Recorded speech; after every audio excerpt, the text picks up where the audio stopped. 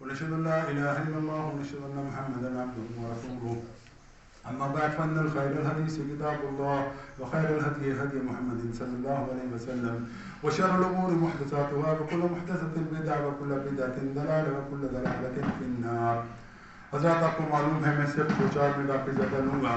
انتہائی اہم موضوع ہے, اس کی تب تک جو دلانا ضروری ہے.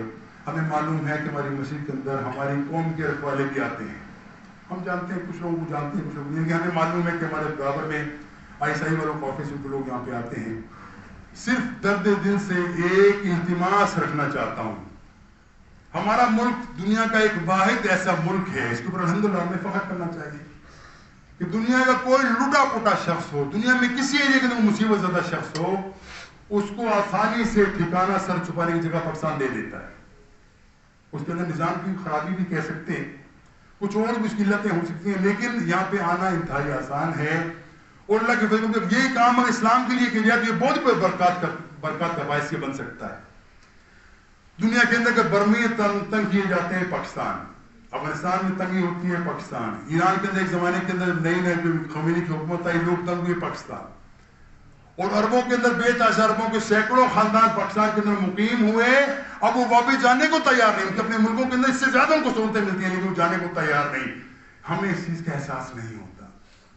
ہم مسلمان کفران نعمت کی زندگی گزارتے ہیں, ہمیں احساس نہیں کہ پاکستان کتنی بڑی نعمت. لیکن اس کے ساتھ ساتھ کچھ لوگ ایسے ہیں جو کسی اور مقصد کے لیے بھی پاکستان میں آتے ہیں, سہولت سے فائدہ اٹھاتے ہیں. اب ہمیں معلوم نہیں اس کی ڈیٹیل کیا ہے, لیکن ایک چیز دیکھنے میں آئی ہے پچھلے تقریباً 2-3 ہفتوں سے ہر مسجد کے سامنے ایک اچھا بڑا سلجھا ہوا بندہ کھڑا ہوتا ہے, ساتھ اس کی بیوی ہوتی ہے, ساتھ اس کے 2-3 بچے ہوتے ہیں.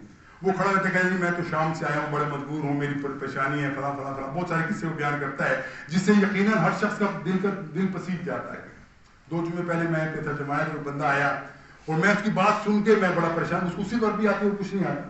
میں نے اس کو اپنی جیب سے کچھ اس کی مدد کی, میں نے الحمدللہ. لیکن بعد میں سوچا پتہ نہیں یہ بندہ کون ہے.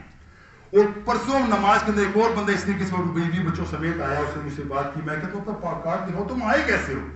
جواب نہیں دے سکا. وہ کیسے آیا, کیسے داخل ہوا, کیسے ویزا ملا, کوئی پتہ نہیں. اور اس کا جب میں نے پاسپورٹ دیکھا, اس کا نام تھا احمد, باپ کا نام تھا عبدالعلی. آپ کو معلوم ہے کہ شام کے اندر ایک ایسی قوم بدبخت قوم پائی جاتی ہے جو علی کو خدا مانتے ہیں, ان کو نصیری کہا جاتا ہے.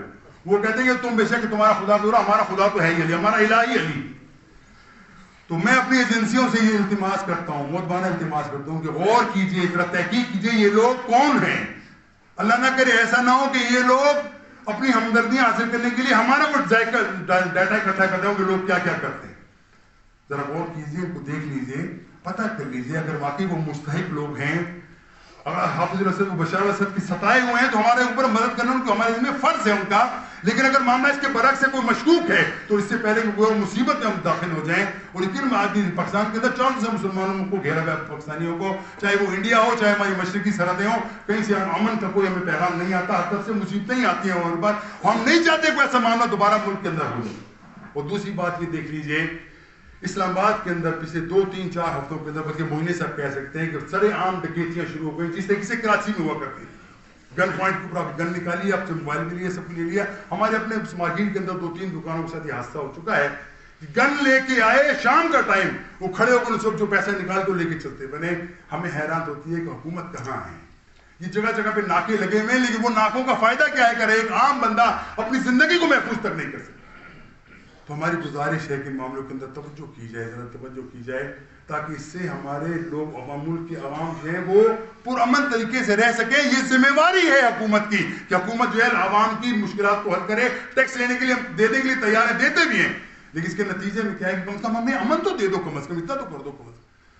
تو میں التماس کروں گا تمام ایجنسیوں سے, ان کو اس معاملے خاص طور پہ یہ جو لوگ عرب لوگ آئے ہیں سیریا کے, ان کے بارے میں تحقیق کی جائے. یہ لوگ کون ہیں, کہاں سے آئے ہیں, ان کا مقصد کیا ہے, ان کو لانے والا کون ہے, اس کے پیچھے کون ہے, یہ بھی دیکھا جائے. ہمارے میں نے بتایا کہ آسانی ہے, جو مرضی آتا پھر کوئی پوچھنے والا نہیں ہے.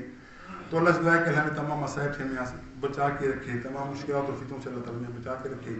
اللہم صلی علی محمد و علی محمد کما صلیت علی ابراہیم و علی آل ابراہیم انک حمید مجید.